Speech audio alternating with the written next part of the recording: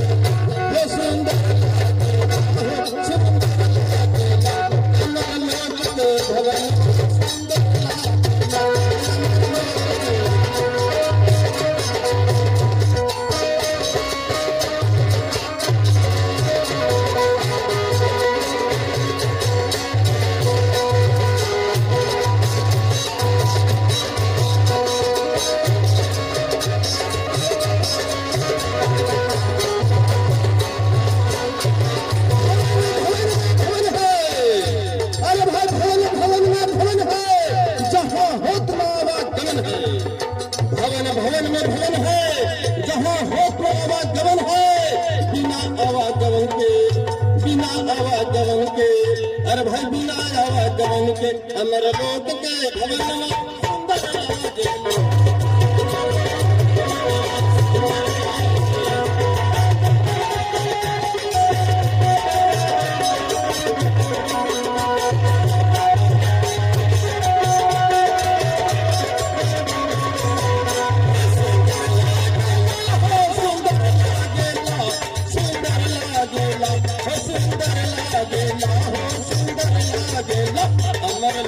भवन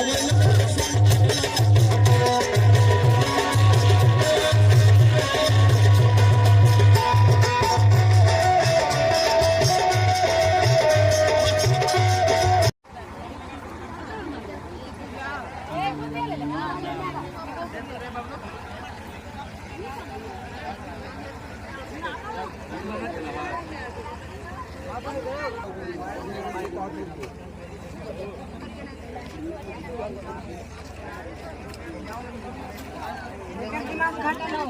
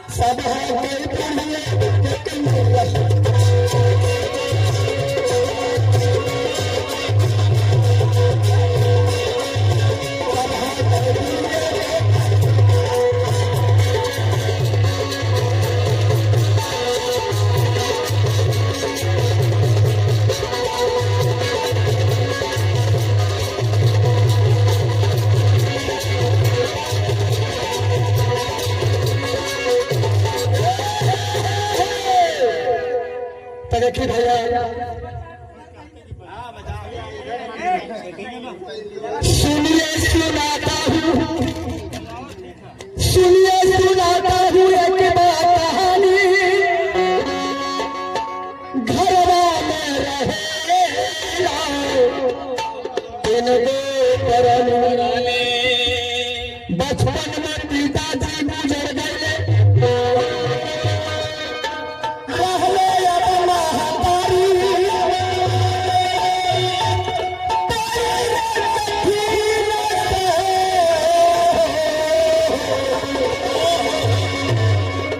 अपन बेटा के कमले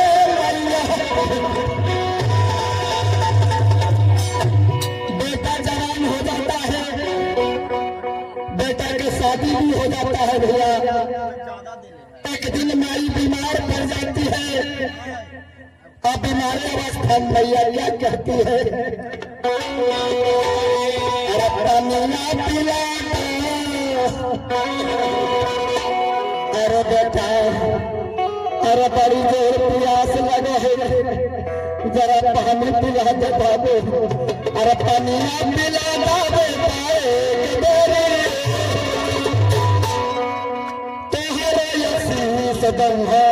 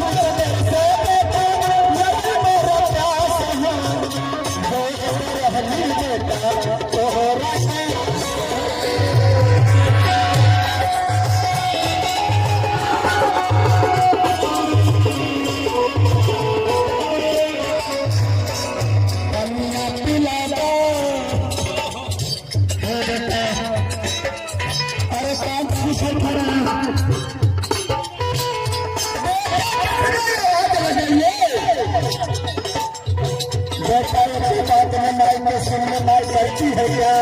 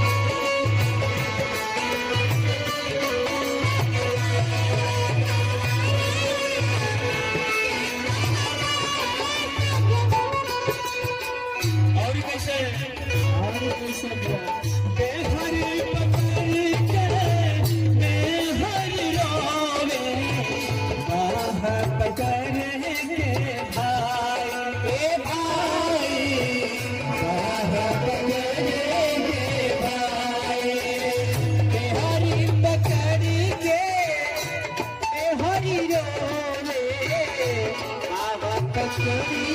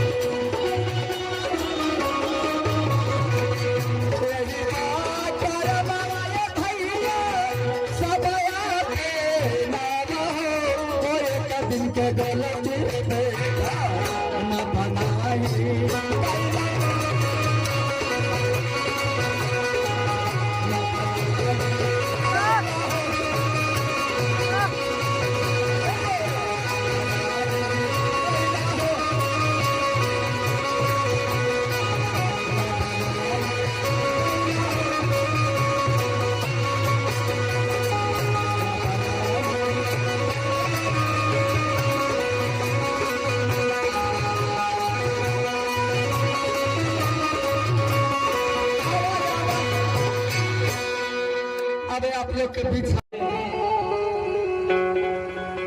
सरात के कार्यक्रम सब अलबनी बाजी तो गावे के तो बहुत कुछ है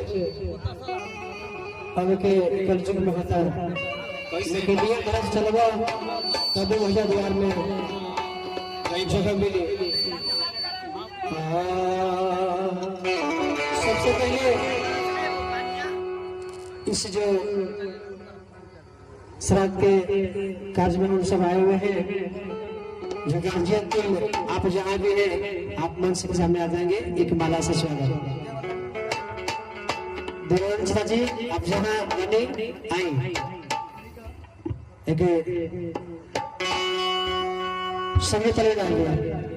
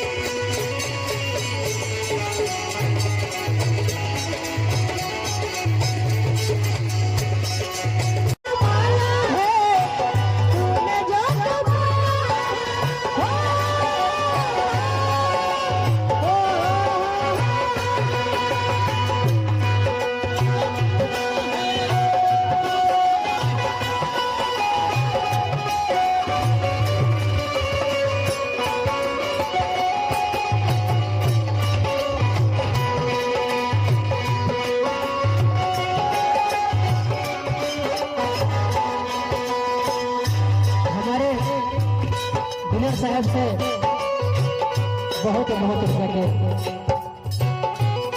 झोली माइल बात वो मालिक से बिनती करतनी रुआ इनका के मान सम्मान दुलार प्यार कभी घटे के ना चाहो